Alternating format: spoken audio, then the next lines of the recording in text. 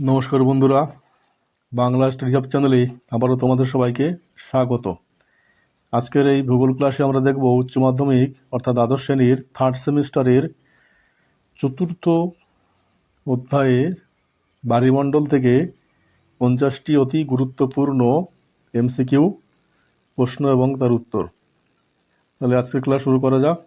প্রথম প্রশ্ন, মহীসোপানের ঢাল বরাবর কত ডিগ্রি মধ্যে থাকে? সঠিক উত্তর হলো 1 থেকে 3 ডিগ্রি।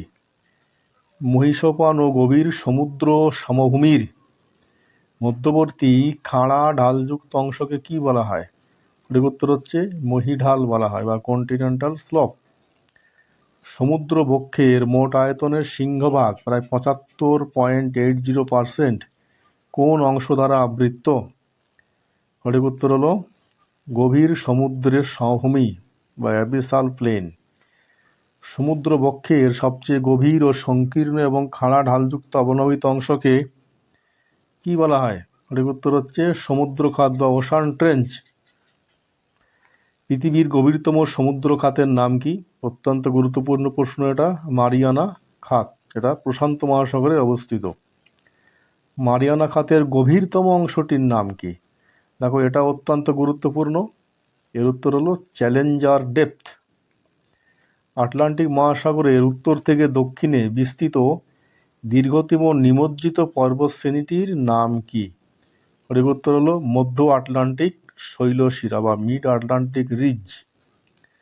সমুদ্রবক্ষে নিমজ্জিত সমতল শীর্ষবিশিষ্ট আগ্নেয়গিরি বা পাহাড়গুলিকে কি বলা হয়? সঠিক উত্তর হচ্ছে গায়ট। মহীসোপান ও মহীঢালের মধ্যবর্তী অংশে নদীর গিরিখাতের মতো গভীর খাঁজ দেখা যায়, তাকে কি বলা হয়? সঠিক উত্তর হচ্ছে সাবমেরিন ক্যানিয়ন। পৃথিবীর বৃহত্তম মহীসোপানটি কোথায় অবস্থিত? সঠিক উত্তর হলো সাইবেরীয় মহীসোপান, যেটা আর্কটিক মহাসাগরে অবস্থিত। গ্র্যান্ড ব্যাংক এবং ডগার্স ব্যাংক আসলে সমুদ্রবক্ষে কি ধরনের ভূপ্রকৃতি? সঠিক উত্তর হচ্ছে মগ্নচড়া বা শ্যালো ব্যাংক। সমুদ্রের গভীরতা পরিমাপ করার প্রধান একককে কি বলা হয়? সঠিক উত্তর হচ্ছে ফ্যাদম। 1 ফ্যাদম সমান 6 ফুট। কোন যন্ত্রের সাহায্যে শব্দ তরঙ্গ ব্যবহার করে সমুদ্রের গভীরতা মাপা হয়? সঠিক উত্তর হলো প্রতিধ্বনি গ্রাহক যন্ত্র বা ইকো সাউন্ডার।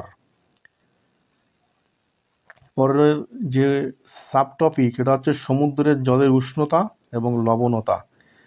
দেখো, প্রথম প্রশ্ন এখান থেকে, সমুদ্রের জলের উষ্ণতা প্রধানত কোন উৎসের ওপর নির্ভর করে? সঠিক উত্তর হচ্ছে সৌর বিকিরণ বা সোলার রেডিয়েশনস। ভূপৃষ্ঠের কোন অঞ্চলে সমুদ্রের জলের গড় বার্ষিক উষ্ণতা সবচেয়ে বেশি থাকে? সঠিক উত্তর হচ্ছে নিরক্ষীয় ও ক্রান্তীয় অঞ্চলে। বন্ধুরা, তোমরা এই সমস্ত স্টাডি ম্যাটেরিয়াল একদম ফ্রিতে ডেসক্রিপশনে দেওয়া লিঙ্ক থেকে পেয়ে যাবে। তোমরা সেখান থেকে গিয়ে কপি করে নিয়ে নিতে পারবে। পরের প্রশ্ন, সমুদ্রের গভীরতা বাড়ার সাথে সাথে জলের উষ্ণতা সাধারণত কীভাবে পরিবর্তিত হয়? দেখো, ক্রমান্বয়ে কমতে থাকে। সমুদ্রের গভীরতার যে স্তরে জলের উষ্ণতা খুব দ্রুত গতিতে হ্রাস পায়, তাকে কি বলে? তাকে বলা হয় থার্মোক্লাইন। সমুদ্রের প্রতি 1000 গ্রাম জলে দ্রবীভূত খনিজ লবণের মোট ওজনকে কি বলা হয়? সমুদ্রের লবণতা। সমুদ্রের জলের গড় লবণতা কত শতাংশ বা কত পার্সেন্টেজ? দেখো, 35%। সমুদ্রের জলে দ্রবীভূত লবণগুলির মধ্যে কোন লবণের পরিমাণ সবচেয়ে বেশি থাকে? সঠিক উত্তর হচ্ছে সোডিয়াম ক্লোরাইড বা সাধারণ লবণ। সমুদ্রের জলে গভীরতা বৃদ্ধির সাথে লবণতার দ্রুত পরিবর্তনশীল স্তরকে কি বলা হয়? সঠিক উত্তর হচ্ছে হ্যালোক্লাইন বলা হয়। পৃথিবীর সবচেয়ে বেশি লবণাক্ত হ্রদ বা বদ্ধ সমুদ্র কোনটি? সঠিক উত্তর হচ্ছে ভ্যান হ্রদ বা লেক ভ্যান, এটা তুরস্কতে অবস্থিত। লবণতা প্রায় 330%। অতিরিক্ত বৃষ্টিপাত এবং বাষ্পীভবন কম হওয়ার কারণে নিরক্ষীয় অঞ্চলে সমুদ্রের লবণতা ক্রান্তীয় অঞ্চলের চেয়ে কি হতে পারে? কম হয়। মানচিত্রে সমান লবণতাযুক্ত সমুদ্রের স্থানগুলিকে যে রেখা দিয়ে যুক্ত করা হয় তাকে কি রেখা বলা হয়? তাকে বলা হয় আইসোহা লাইন। সমুদ্রের জলের ঘনত্ব প্রধানত কোন দুটি বিষয়ের ওপর নির্ভর করে? সঠিক উত্তর হচ্ছে উষ্ণতা ও লবণতা। পরের উপবিভাগ দেখো, খনিজ, খাদ্য এবং শক্তি সম্পদ বা মেরিন রিসোর্স। সমুদ্রের তলদেশে গভীর সমুদ্র সমভূমিতে আলু বা নডুলের আকারে পড়ে থাকা বহুমূল্য খনিজ সম্পদটিকে কি বলা হয়?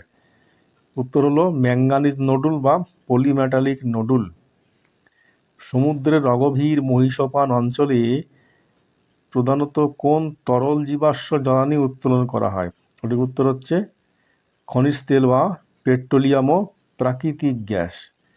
ভারতের বৃহত্তম অফশোর মানে সমুদ্র উপকূলবর্তী তৈলখনি কোনটি? সঠিক উত্তর হচ্ছে বোম্বে হাই। এটি আরব সাগরের মহীসোপানে অবস্থিত।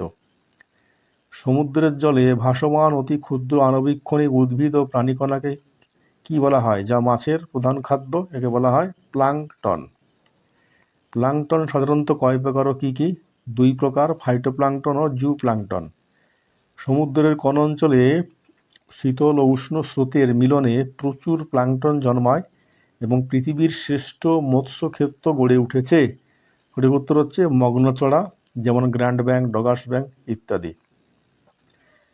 সমুদ্রের জোয়ার ভাটার শক্তিকে কাজে লাগিয়ে যে বিদ্যুৎ তৈরি হয় তাকে কি বলে? তাকে বলা হয় জোয়ার ভাটা শক্তি বা তরঙ্গ শক্তি। সমুদ্রের উপরের স্তরের উষ্ণ জল এবং গভীর স্তরের শীতল জলের তাপমাত্রার পার্থক্যকে কাজে লাগিয়ে উৎপন্ন শক্তিকে কি বলা হয়? একে বলা হয় ওটেক বা ওশান থার্মাল এনার্জি কনভার্সনস। সমুদ্রের তলদেশে বসবাসকারী জীব বা প্রাণীদের, যেমন কাঁকড়া, স্পঞ্জ, এক কথায় কি বলা হয়? এদের বলা হয় বেন্থোস। সমুদ্রের স্বাধীনভাবে সাঁতার কেটে বেড়ানো জীবদের, যেমন মাছ, তিমি, এদের কি বলা হয়? এদের বলা হয় নেকটন। পরের উপবিভাগ দেখো, মেরিন ডিপোজিট বা সঞ্চয়। স্থলভাগ থেকে নদী, বায়ু, হিমবাহ দ্বারা বাহিত হয়ে সমুদ্রের তলদেশে জমা হওয়া অবক্ষেপণকে কি বলা হয়? সঠিক উত্তর হচ্ছে স্থলজাত অবক্ষেপ বা টেরিজেনাস ডিপোজিট। সামুদ্রিক জীবের দেহাবশেষ, খোলক বা কঙ্কাল সমুদ্রের তলদেশে সঞ্চিত হয়ে যে নরম কাদার সৃষ্টি করে তাকে কি বলে? তাকে বলে সিন্ধু কর্দম বা উজ। ক্যালসিয়াম কার্বনেট বা চুন সমৃদ্ধ সিন্ধু কর্দমকে কি বলা হয়? সঠিক উত্তর হলো চুনময় বা ক্যালকেরিয়াস উজ।